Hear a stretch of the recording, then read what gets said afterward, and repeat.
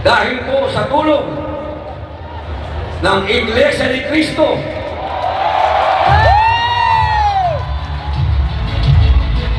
ang inyo pong lingkod ay naging number 1. Maraming salamat po sa inyong lahat.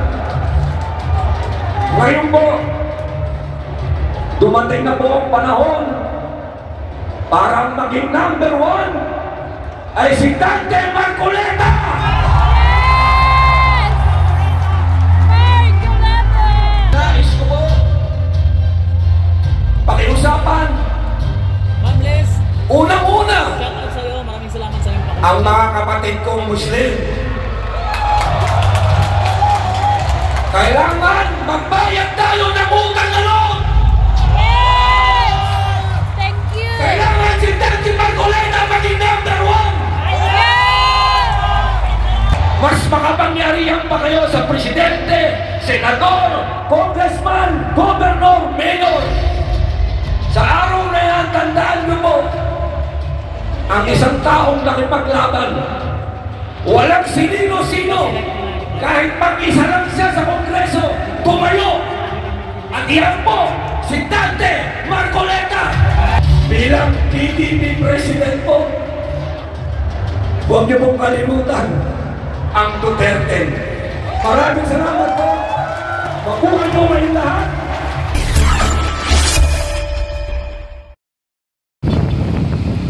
Once again mga kababayan, ito po ang yung Ate Melvin. Nandito tayo ngayon sa Bulacan. Kasama po natin yung mga nag-motorcade na supporters ni Rodante Marcoleta. Pupunta po tayo ng Philippine Arena mga kababayan ko.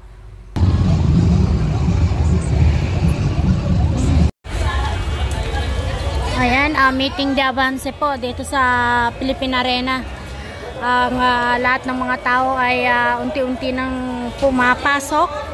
At ito nga guys, bawal ang tripod, mga ganyan, pag vlogger ka. May baggage area naman po kung saan pwedeng iwanan.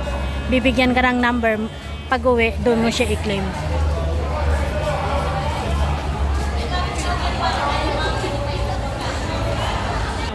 Oh, Philippine Arena. Boat 38, Rodante Marcoleta.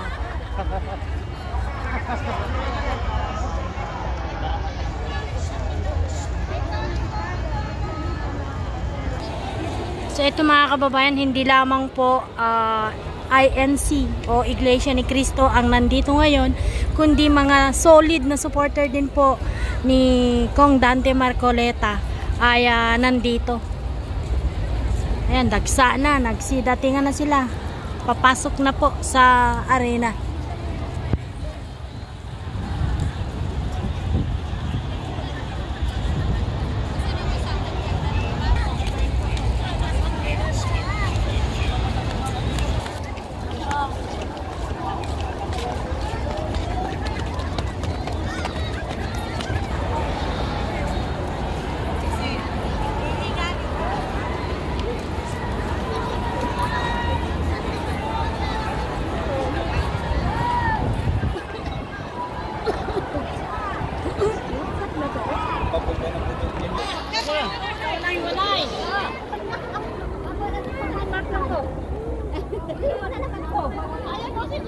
Malang taga-Antipolo, dito natin.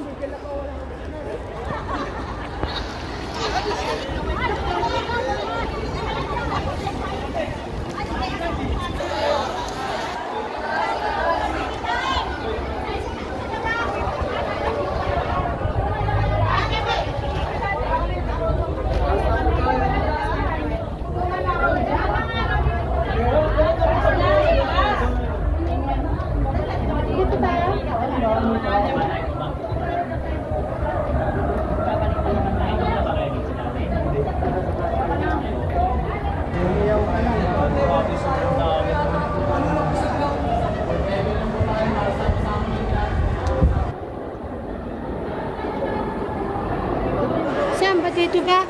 Saan banda, Mike? Fourth level na lang daw, hindi na tayo sa baba. Kala ko yun. Hindi ko alam eh. Ibig sabihin, pinakamataas.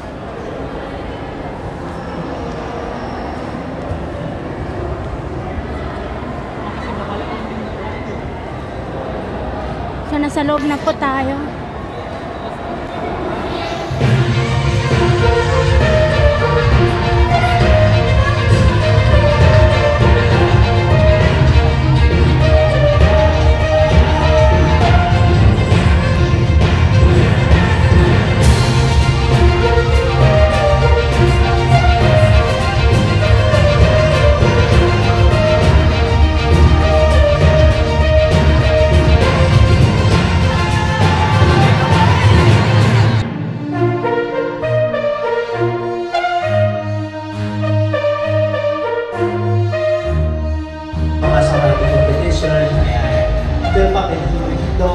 Nagsulat din ako ng mga song sa ibang artists. Pwede mo imbitahan sila, kuya, na pakinggan, i-stream pa yung mga songs.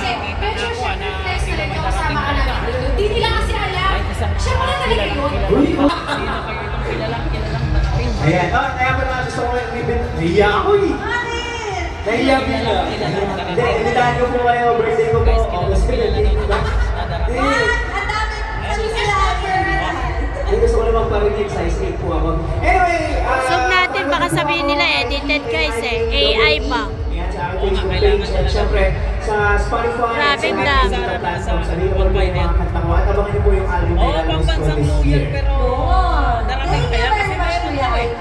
At ano, next performer Alam mo naman na yan, tayo. alam mo naman yan. Yan, dahil bata pa tayo, napapanood na natin ito. Yes. Sobrang tindi nito ang mga kaibigan. Go ahead. Okay.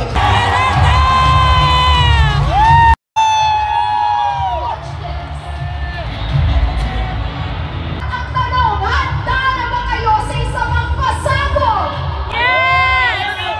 Mga kababayan! Malakas na palakpakan! Sabay-sabay natin sabugin! Senator Robin! Wow,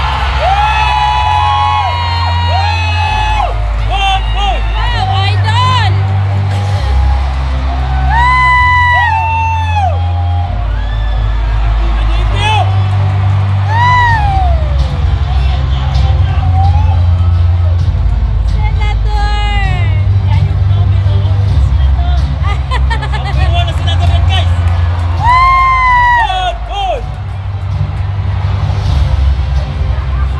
Mabuhay!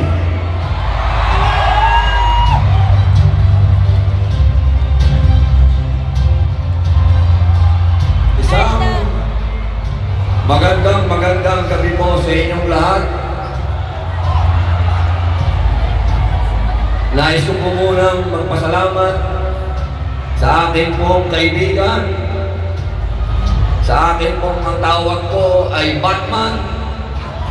Sa ating pong susunod na senador, Rodante Marcoleta. Yes! Alam niyo po, noong 2022, kami pong dalawa ng ating mahal na kapatid Dante Marcoleta ang laging magkatabi. Ano, siya po Hindi niya kasi ay tinuloy biglang eh. umatras. Ang sabi ko po sa kanya, tinawagan ko siya. Sabi ko, Kong, bakit ka umatras? Gusto mo ba umatras din ako? Ang sabi po ni Kong, wag. Sapagkat sa susunod na eleksyon, sasamahan mo ko.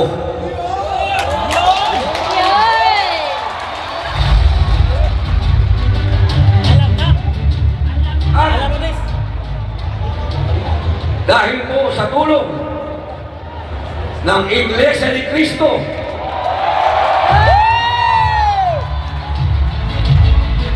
ang inyo pong lingkod ay naging number 1!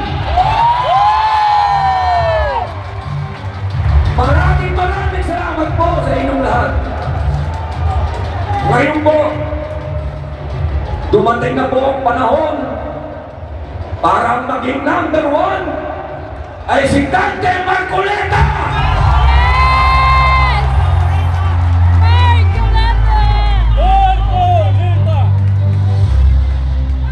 Ito po, gabing ito, hindi ko na po kailangan kumbinsihin kayong lahat sapagkat alam ko lahat ng nandito at sa buong Pilipinas at sa buong mundo, lahat tayo Dante Marcoleta. Yes! Kita nyo yun, guys? Ang nais ko po, pakiusapan, Ma'am Les, unang-una, shout out sa'yo. Maraming salamat sa iyong pakiusap. ang mga kapatid kong Muslim. Kailangan magbayad tayo ng utang na loob. Yes! Thank you! Kailangan si Dante Marcoleta maging number 1. Yes!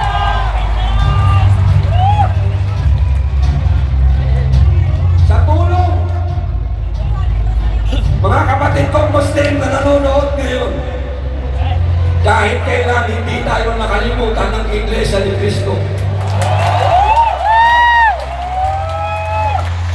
Sa tuwing dumadanas tayo ng gera, ng kahirapan, ng bagyo, nandyan ang lingap sa atin. Hindi tayo kailanman iniwan ng Iglesia ni Cristo.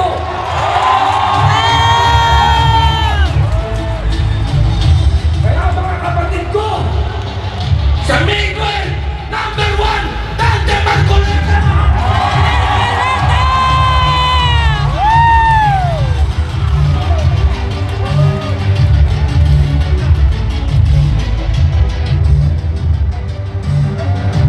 Ngayon po, makikiusap po ako sa lahat ng relihiyon dito sa Pilipinas. Mga kababayan,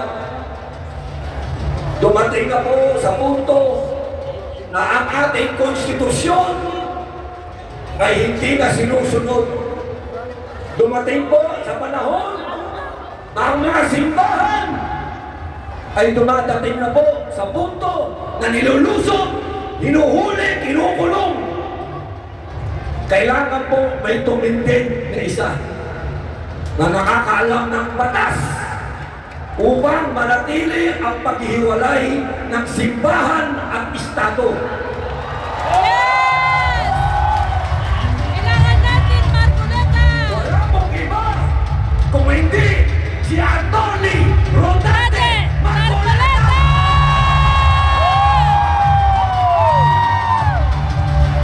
Marcoleta! Mga kababayan, marahil narinig nyo na Iyak yung alkansya. na Iyak si ang alkansya talaga. Dante Marcoleta ang susunod sa Senador Mayor Santiago. Alam ko na, narinig mo na yan. Nagkalat na. Ito lang po ang sasabihin ko sa inyo. Papel kasi nilagay. Totoo po yan. Yung mga barya. Siya. Pero, isa lang po ang nakalimutan nila.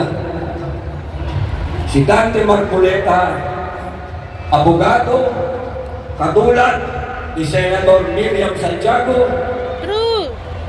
pero hindi po nila naihambing ang isang taong may takot sa Diyos. Napakahalaga po na ang inyong senador ay may takot sa Diyos.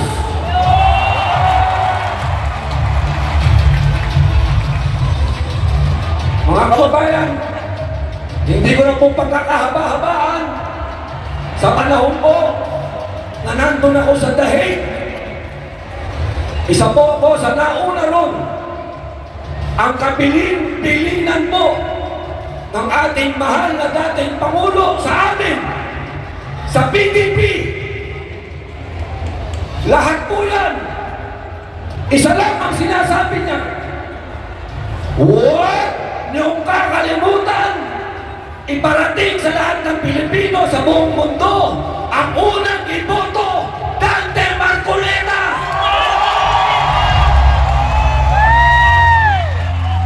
Wala pong kasinungalingan yan! Ang dilim ni Rodrigo Roa Duterte, Dante Marcoleta!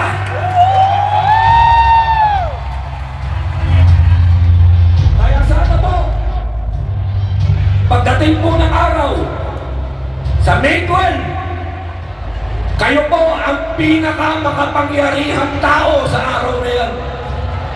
Mas makapangyarihan pa kayo sa presidente, senador, congressman, governor, mayor.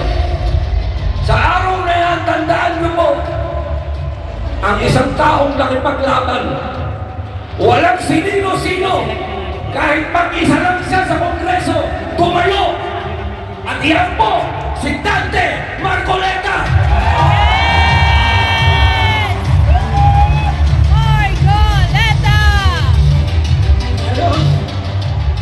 Bilang PDP President po, huwag niyo pong kalimutan ang Duterte. Maraming salamat po. Mabuhay po kayong lahat. Mabuhay ang Pilipinas.